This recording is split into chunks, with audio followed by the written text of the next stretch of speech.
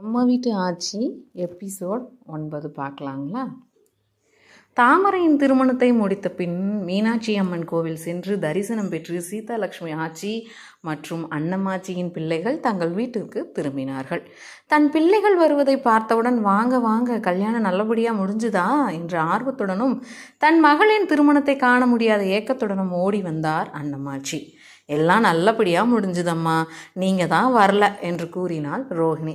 அம்மா, நம்ம அக்காவை அவங்க வீட்டுக்கு கூட்டிகிட்டு போயிட்டாங்க.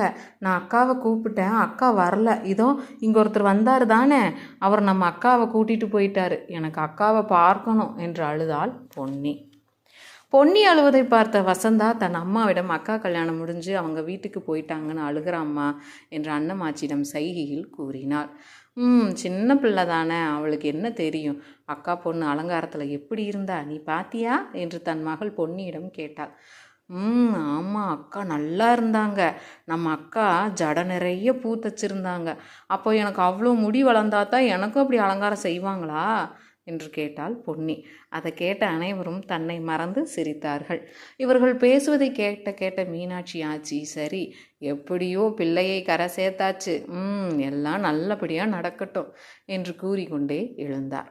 சின்னம்மா, நாளைக்கு மறு வீட்டுக்கு பொண்ணு மாப்பிள்ளை வருவாங்களா என்று கேட்டால் சீதாலட்சுமி ஆச்சியை பார்த்து அன்னம்மாச்சி.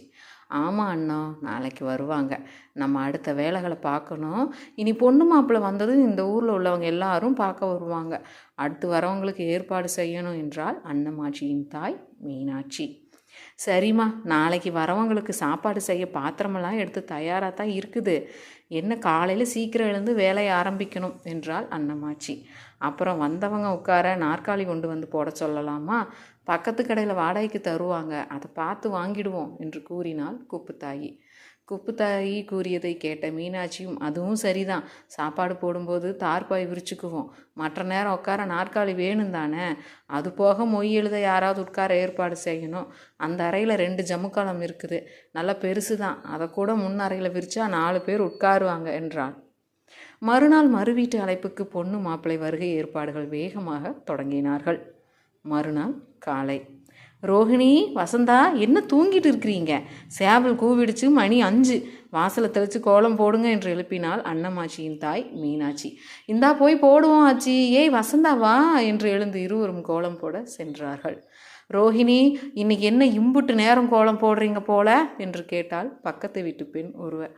ஆமாம், எங்கள் அக்காவும் அத்தானும் கல்யாணம் முடிஞ்சு வராங்க, அப்போ நல்லா பெருசாக கோலம் போட வேணாமா என்று கூறினாள் ரோஹிணி. கலக்குங்க. எத்தனை மணிக்கு பொண்ணு மாப்பிள்ளை வராங்களாம் என்று கேட்டால் பக்கத்து வீட்டு பெண். 10 மணிக்கு மேலே வருவாங்க அக்கா. சரி சரி, நேரமாச்சு, நாங்கள் அப்புறம் வந்து பேசுகிறோம், வேலை இருக்குது என்று வீட்டுக்குள் சென்றார்கள். அந்த சாம்பாருக்கு பருப்பு ஊற போட்டிங்களா என்று கேட்டுக்கொண்டே இட்லி மாவை எடுத்து இட்லி தட்டில் ஊற்றி வேக வைத்தாள் மீனாட்சி. அம்மா, எங்களுக்கு காஃபி என்று சண்முகனும் கணியனும் வந்தார்கள். இதோ வரேன் என்று காஃபி ஆற்றி கொடுத்துவிட்டு ஆளுக்கு ஒரு மெதுவடையும் கொடுத்தாள் அன்னம்மாச்சி. ஆமாம், நீங்கள் வந்தாச்சு, எங்கள் பொன்னியும் கண்ணனும் இன்னும் தூங்குறாங்களா என்று கேட்டாள் அன்னம்மாச்சி. ஆமாம் அம்மா, சரி நாங்கள் வடை சாப்பிட்டோம், போய் விளையாடுறோம் என்று ஓடினார்கள். இன்னும் கொஞ்ச நேரத்தில் பொண்ணு மாப்பிள்ளை வந்துடுவாங்க, விளையாட ஓடுதுங்க. சரி சரி ரோஹிணி, வரிசையாக போய் குளிக்க போங்க, அப்புறம் அவங்க வர நேரத்தில் தலையை விரித்து போட்டு இருக்கக்கூடாது, குளிச்சு சீவி சிங்காரிச்சிருங்க என்றாள் சீதாலட்சுமி ஆச்சி. சரிங்க ஆச்சி, நாங்கள் போய் குளிச்சுட்டு அந்த குட்டிகளை தயார் செய்கிறோம் என்று கூறினாள் வசந்தா. அனைவரும் தயாராக இருந்தார்கள். மாப்பிள்ளையும் பெண்ணும் மறு வீட்டுக்கு வந்தார்கள். ஹை அக்கா என்று ஓடினான் கண்ணன். டே கண்ணா, வா வா என்று தூக்கி கொண்டாள் தாமரை. வாங்க மாப்பிள்ளை, வா தாமரை, கொஞ்சம் இருங்க, ஆரத்தி எடுத்துக்கலாம் என்று கூறி உள்ளே சென்றாள் அன்னம்மாச்சி. தாமரையின் தங்கைகள் ஆரத்தி தட்டை எடுத்து வந்து திருஷ்டி கழித்து வீட்டிற்குள் அழைத்து சென்றார்கள். வீட்டிற்கு வந்த மணமக்களுக்கு முதலில் பால் பழம் கொடுத்து அமர செய்தார்கள்.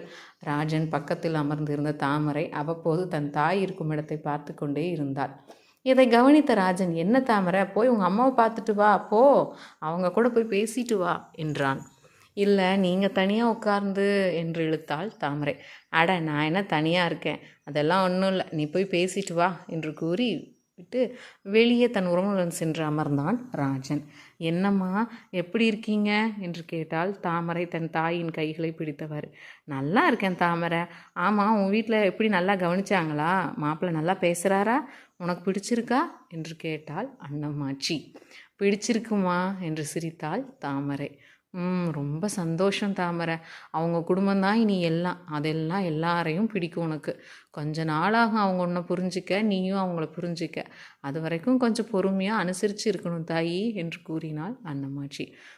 சரிங்கம்மா என்றாள் தாமரை.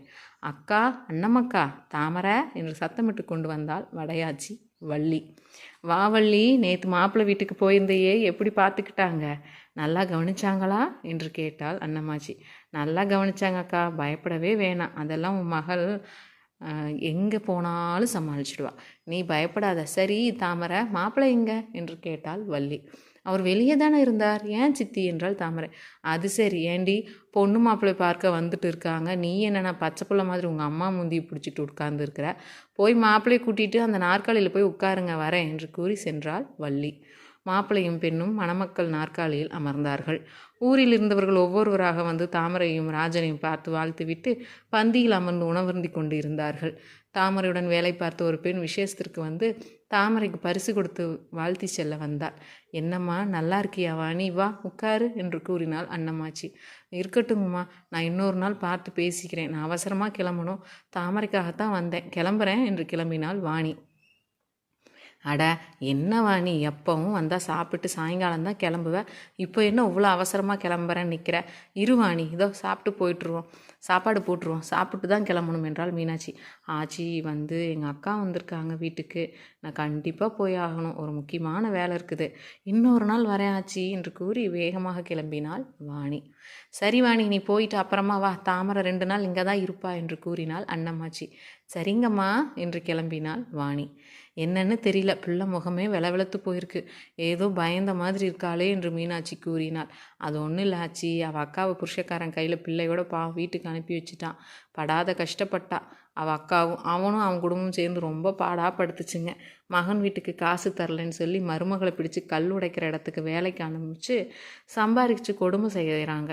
இப்போ அவளுக்கு உடம்புக்கு முடியலன்னு வேலைக்கு போகாமல் ஒரு வாரம் வீட்டிலேயே இருந்தாலாம்.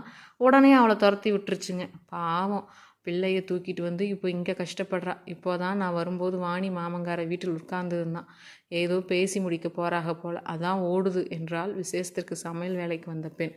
ஐயோ கொடுமையே, நினச்சா ஈரக்குலையே நடுங்குது, இப்படியெல்லாமா நடக்கும் இந்த உலகத்தில் என்று மீனாட்சி வாணியின் குடும்பத்தை நினைத்து வருந்தினாள். என்னம்மா அவள் ஏதோ சொல்கிறா என்று கேட்டாள் அன்னமாச்சி.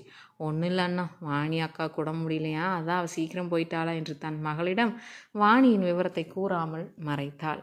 நல்ல வேலை செஞ்ச மீனாட்சி அக்கா, அந்த சமையல்காரி கிறுக்கச்சி கல்யாண வீட்டில் வந்து என்ன சொல்லணும்னு தெரியாமல் பாரு, சின்ன பிள்ளையாக இருந்தாலும் அது தெளிவாக விவரத்தை சொல்லாமல் ஒரே வார்த்தையில் சொல்லிட்டு கிளம்பிடுச்சு. எவ்வளோ இருக்காளே, அண்ணன் பாவம், இதெல்லாம் தெரிஞ்சால் அவள் சங்கடப்படுவா தானே என்றாள் சீதாலட்சுமி ஆச்சி.